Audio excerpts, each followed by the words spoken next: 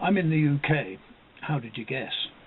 In my 70s and living on a small pension, so no smart yachts for me. These are costs for a holiday, not parked in the marina, working 9 to 5. I buy a boat in the US on eBay, sight unseen, no survey, pay by PayPal, then jump on a plane the next week to the US. The boat has to be really cheap, so if I find it to be a real dog, I can sell it cheaply and quickly without losing too much. All boats need work, both repairs and maintenance. I have covered that in another video. See the link below. This video covers my boating costs over 2 periods of 3 months, which is the maximum duration of a US tourist visa. I have not included food, drink or tourist jaunts. We all have different lifestyles. You know what you spend on food already. I hire a car as I need to shop around for tools and boat bits. Cheaper if the marina has an old pickup for residents to use. A cruising boat needs a tender so that you can live at anchor. I won bids on eBay for an Avon inflatable and a Nissan outboard. So to the boat. I won the eBay auction for the 1971 Bristol 30 sailboat in New London, Connecticut for $4,150. Sylvia G was donated to the Sea Scouts and used regularly, a good buying signal. Spares for the engine were bought from motor factors at 1/5 of the price of chandlers like West Marine. I bought cleaning materials, water pipe, mastic and other sundries, and put in about 100 hours of work in 10 days. Finally, I filled up with fuel and headed south. She was not pristine, but seaworthy. Anchored overnight in Niantic Bay and the superb shelter of Mount Sinai Harbour, then at Harry Tappan's, free as they had a burst water pipe, so no facilities, and Flushing Meadow marinas.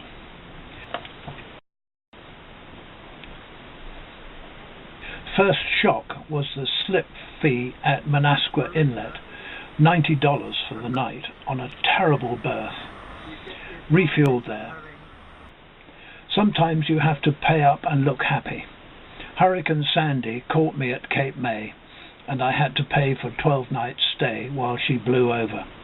I took the opportunity to refuel, buy a chart of the Delaware Chesapeake Bay, alcohol for the stove, hired a bike and do some repairs. I bought some dock lines, chain for the kedge anchor and wooden plugs for the seacocks in emergency.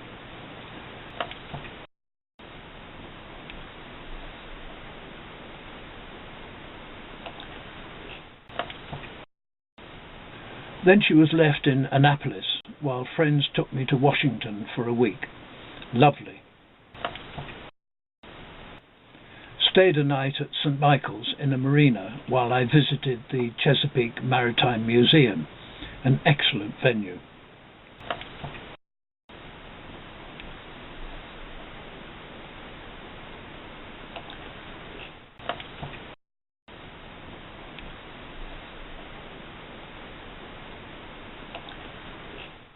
After the free docks at Dismal Swamp and Elizabeth City, the next marina was at Harbour Dunes, where I stayed 5 days planning ahead.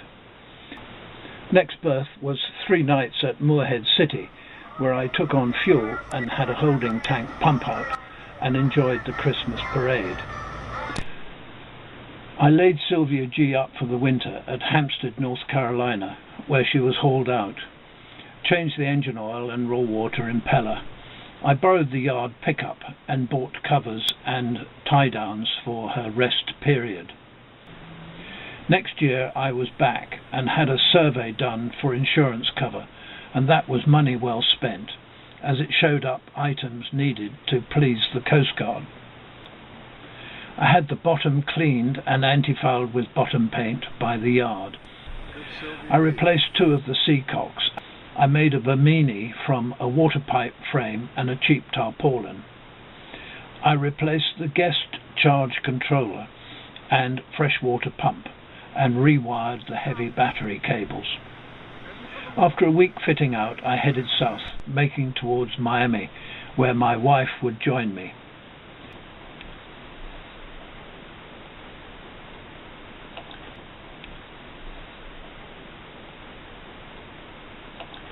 A night at Isle of Palms Marina near Charleston, South Carolina, was a welcome stop for fuel, laundry, groceries, and a shower.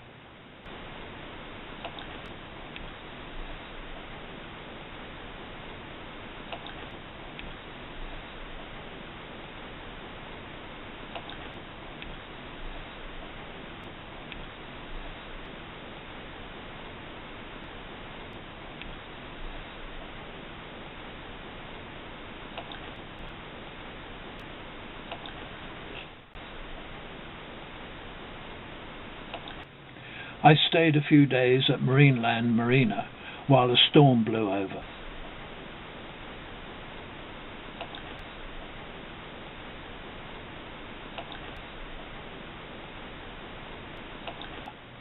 The next marina was at Titusville. Stopped to visit the Kennedy Space Center and refuel.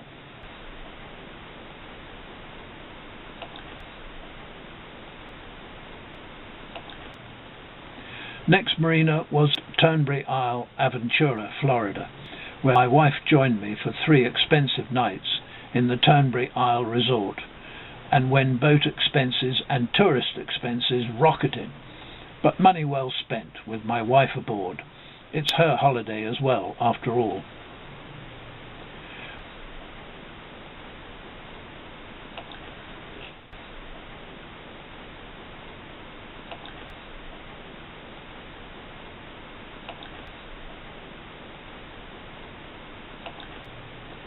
Marathon Marina in the Keys was lovely. Then Key West was fun. Here shore power was metered and we ran up a bill for 30 cents over 3 days. A&B Marina have a minimum length of 35 feet for calculating dockage, so was the most expensive slip at $129 per night. Oh, and plus 10 cents for power. Back to Marathon, where we waited out bad weather for a week. Then storms and tornadoes kept me 9 days at Dinner Key Marina, Coconut Grove, Florida, even after my wife had left for the UK, an expensive interlude. Finally, 8 days at Cooley's Landing, Fort Lauderdale, where I sold Sylvia G for $4,000, because laying her up there for 6 months would have cost over $5,000. I was pretty unlucky with the weather. A hurricane at the end of one season and the first named storm of the next season accounted for over $2,000 of forced shelter. But that's sailing for you. If I did it again, and I did, see below, I would not have bothered antifouling the bottom, just used divers to scrape the bottom at $50 a time.